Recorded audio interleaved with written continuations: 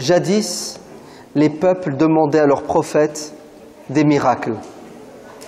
Ainsi, ils ont demandé au prophète Mohammed sallallahu alayhi wa sallam que des anges descendent du ciel, qu'un livre descend du ciel et qu'il le voit ramené par les anges.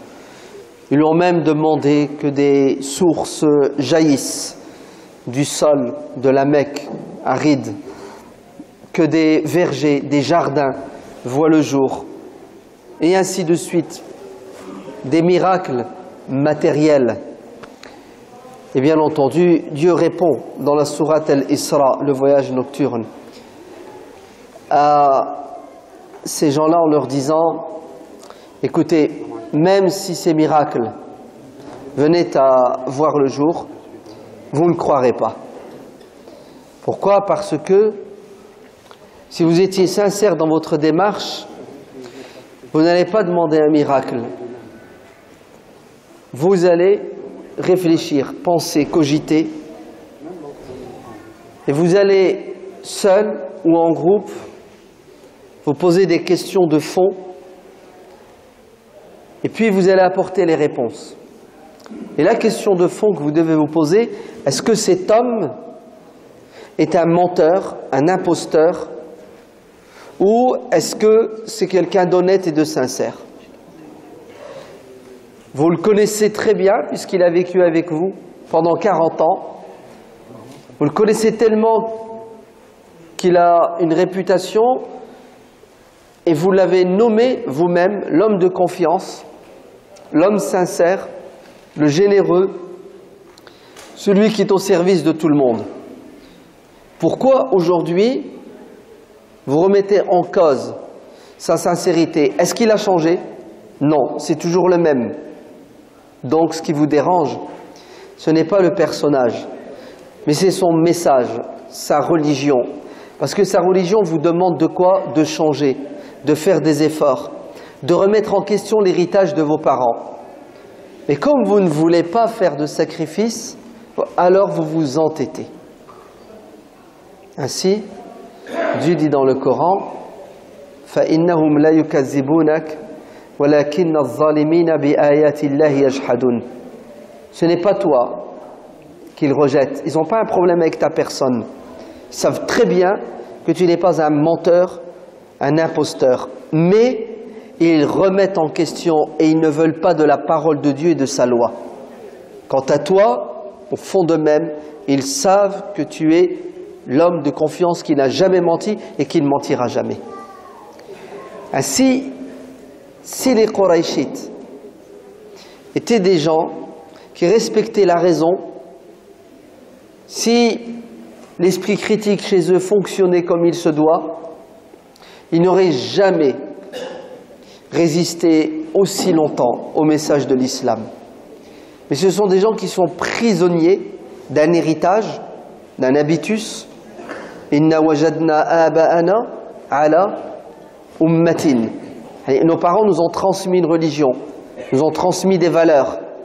Il est hors de question que nous remettions en cause l'héritage de nos parents parce qu'il ne peut être que vrai, parce que nos parents sont bons.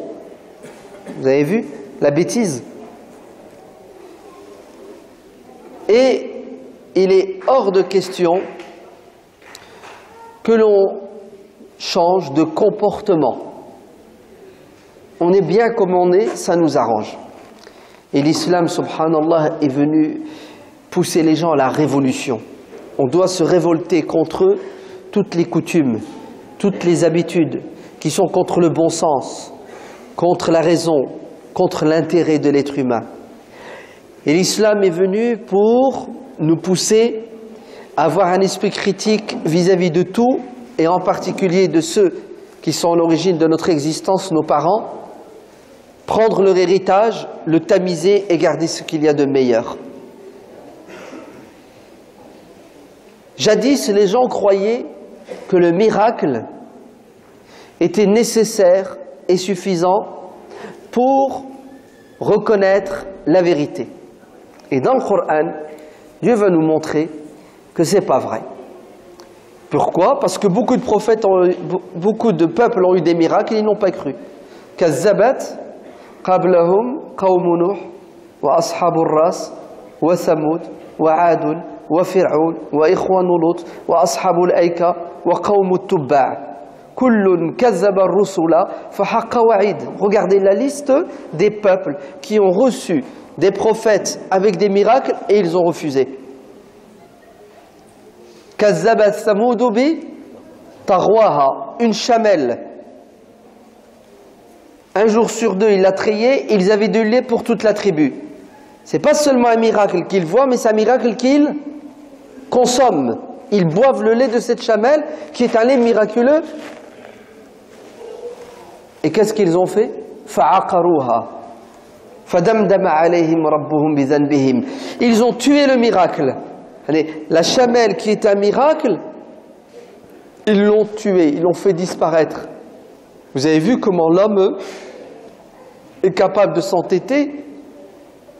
D'ailleurs, Dieu dit dans le Coran, quand ils arriveront devant Dieu, ils regretteront et ils diront, Seigneur, remets-nous sur terre et nous allons être de bons croyants.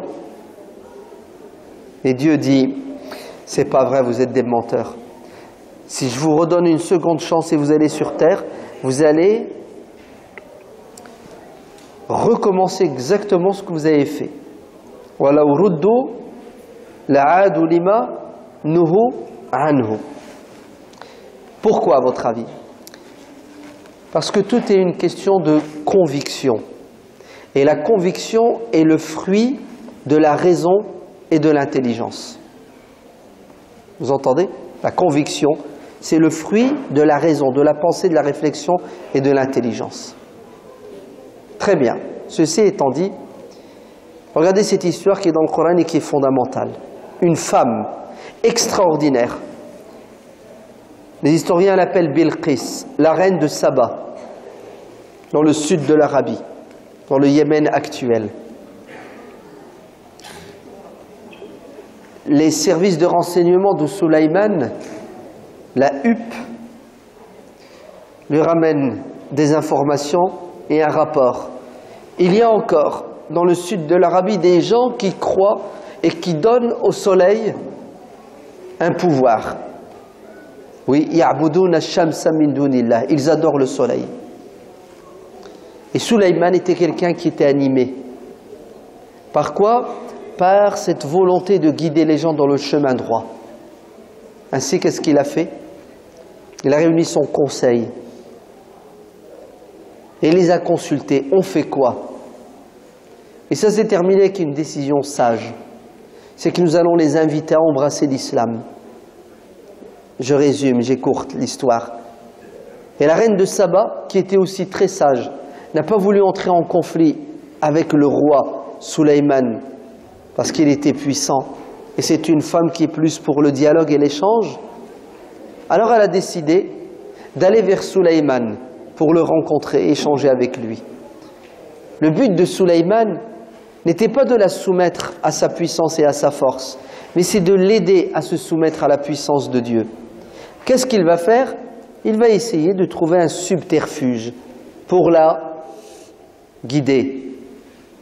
Ainsi, il a demandé à ses soldats invisibles, les djinns, sur qui il avait un pouvoir, de ramener son trône, le trône de la reine de Saba. Alors qu'elle a quitté son pays et qu'elle se dirigeait vers le nord, quand elle arrive à Jérusalem, pour ceux qui disent que Sulayman, alayhi salam, sa capitale, c'était Jérusalem, alors que certains historiens musulmans disent c'est faux, Sulayman n'a jamais habité à Jérusalem. Sulayman était dans une île de la Méditerranée et sans doute l'île de Crète. Ainsi, elle arrive à Jérusalem et Sulayman, alayhi salam, la fait rentrer dans son palais et il lui montre son trône. Un trône qu'il avait retouché un peu pour créer la confusion chez elle.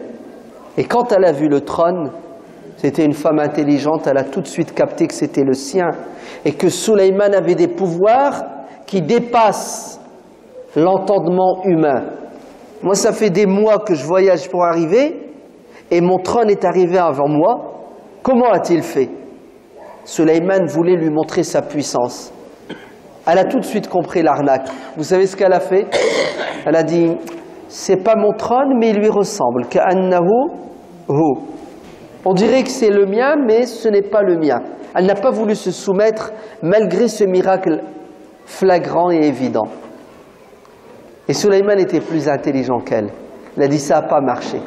Il me faut un deuxième hameçon. Il ne faut pas qu'elle sorte d'ici, qu'elle quitte ma capitale sans qu'elle reconnaisse, quoi? La grandeur de Dieu. Mais pour qu'elle atteigne la grandeur et la puissance de Dieu, il faut d'abord qu'elle sache que je suis le messager de Dieu et que je suis puissant parce que Dieu est avec moi. Ainsi, vous savez ce qu'il va faire? Il va la faire entrer dans une salle de son palais. Le parterre était fait de vitres. Et en dessous de ces vitres, de l'eau coulait. Et elle, parce que la technologie dans le sud de l'Arabie n'était pas identique à celle de Sulayman, vous savez ce qu'elle a fait? Quand elle a voulu rentrer, elle a soulevé sa robe pour ne pas la mouiller. Et là, qu'est-ce qui s'est passé? Elle a découvert que Sulayman était beaucoup plus civilisé qu'elle. فَكَشَفَتْ عَنْ سَاقَيْهَا وَحَسِبَتْهُ لُجَّةً. Et oui, elle pensait que c'était de l'eau qui coulait et qu'elle allait mouiller sa robe.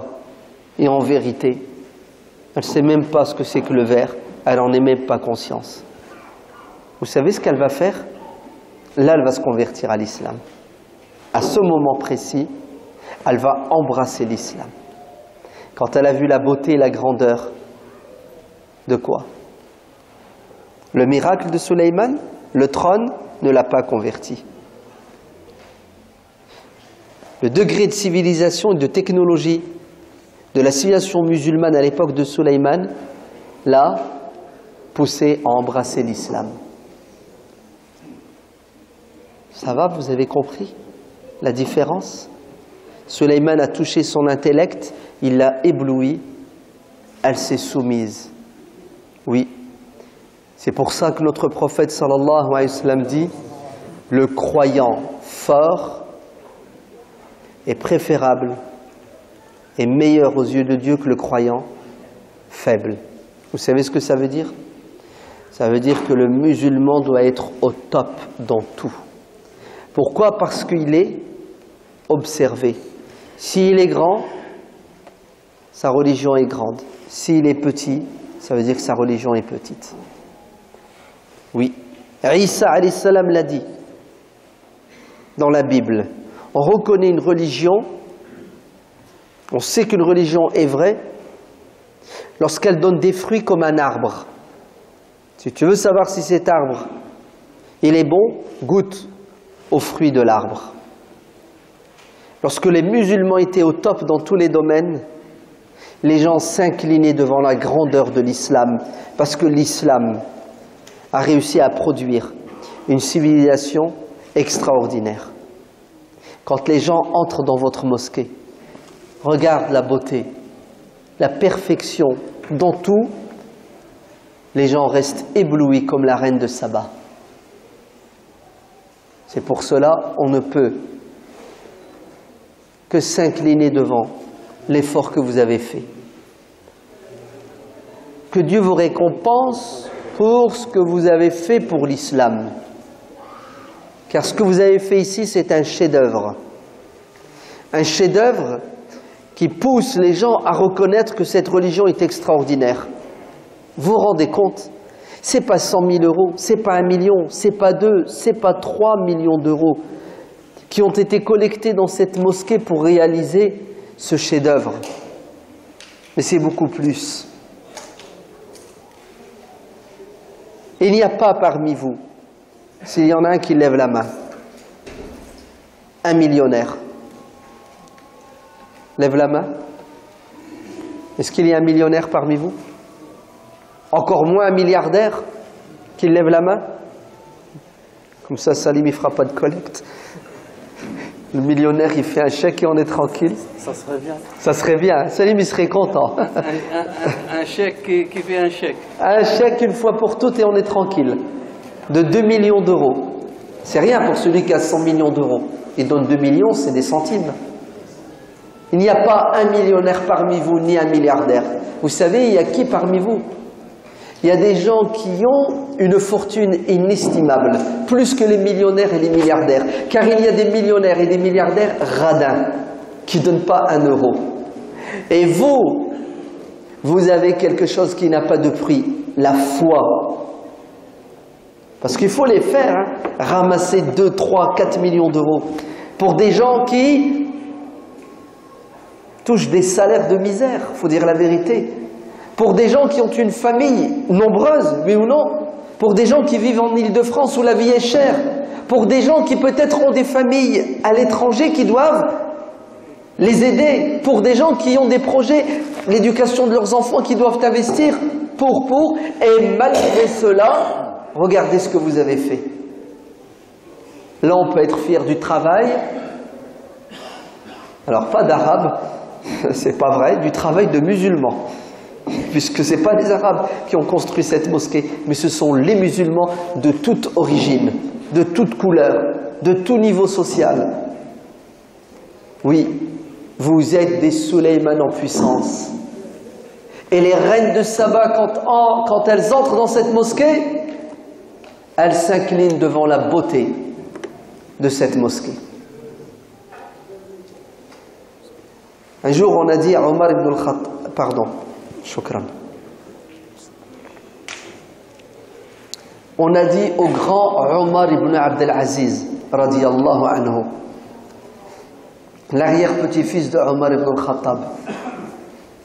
On lui a dit, parce qu'il a fait des choses extraordinaires, on lui a dit Jazakallahu anil islami khayran, que Dieu te récompense pour le bien que tu as fait à l'islam. Mais que Dieu te bénisse, ya Omar. Tu as protégé l'islam, tu as répandu l'islam, tu as défendu l'islam, tu as donné aux gens les moyens pour pratiquer l'islam. Qu'Allah te récompense pour ce que tu as fait, pour cette religion. Réaction de Omar. Vous savez c'est quoi? Il a dit non, vous vous trompez. C'est pas comme ça qu'il faut implorer. Dites plutôt Jazallahu al-Islam anni khayran. Qu'Allah récompense l'islam d'avoir fait de moi ce que je suis. Vous avez vu la différence? Que Dieu vous récompense pour ce que vous avez fait, et vous n'avez fait ce que vous avez fait que parce que vous êtes des musulmans sincères. Oui, si vous n'étiez pas sincères, on n'en serait pas là. Vous savez pourquoi? Parce que Dieu bénit les intentions et les actes et les paroles de ceux qui sont sincères. Dieu met la baraka, comme on dit. Et ça, c'est la preuve que Dieu vous aime. Parce que s'il ne vous aimait pas, il ne vous aurait pas permis de réaliser ce chef-d'œuvre. Vous avez construit, pas votre maison, ma main coupée, la plupart d'entre vous ici, vous n'êtes pas propriétaires, vous êtes des locataires. Et au lieu d'acheter votre maison, de la construire, vous avez investi pour construire la maison de Dieu. Peut-être que ce que je suis en train de vous dire, pour vous, bon, c'est normal, oui, qu'est-ce que tu as dit de spécial? Bien sûr, on le sait et on y croit. Mais écoutez bien, ce que vous avez fait le jour où ça arrivera aux oreilles de ceux qui ne sont pas musulmans et qui doutent de l'islam et des musulmans, vous savez ce qui va se passer? Ils vont soulever leur robe et ils vont s'incliner devant la grandeur de l'islam, la beauté de l'islam. Il n'y a aucune communauté qui est capable de collecter autant de millions d'euros en si peu de temps. Ça n'existe pas. Je parle d'une communauté pauvre comme la nôtre au niveau matériel. Mais vous êtes plus riches que les millionnaires et les milliardaires. Grâce à votre foi, grâce à votre intelligence spirituelle. Qu'Allah vous bénisse et vous récompense pour ce que vous avez fait et ce que vous continuez à faire, parce que c'est vrai que ce n'est pas fini. Il y a encore une partie du chemin à réaliser. C'est à côté. Et cette mosquée ne jouera son rôle que si et seulement si sa sœur siamoise, qui s'appelle l'école, le centre culturel, voit le jour. Car le but de la mosquée, ce n'est pas uniquement d'accomplir nos prières, comme nous le faisons maintenant. C'est une étape qui mène à quoi? À la réalisation de ce projet. Il faut une école privée. Vous allez déposer vos gosses le matin, récupérer les soirs. L'école du week-end, où vous déposez vos enfants pour apprendre votre religion. Il faut une structure où nous allons nous épanouir dans tous les domaines. La prière, les exhortations, les prônes, les prêches du vendredi, l'école, le centre culturel, un lieu pour nous détendre, pour nous distraire. Tout ça, c'est nécessaire. Et vous savez ce qui va se passer? Vous allez avoir bientôt la visite de Bilqis, avec toutes ses troupes qui vont débarquer et qui vont dire « L'islam est beau et grand ». Et c'est vrai, hein. L'islam est beau grâce à vous.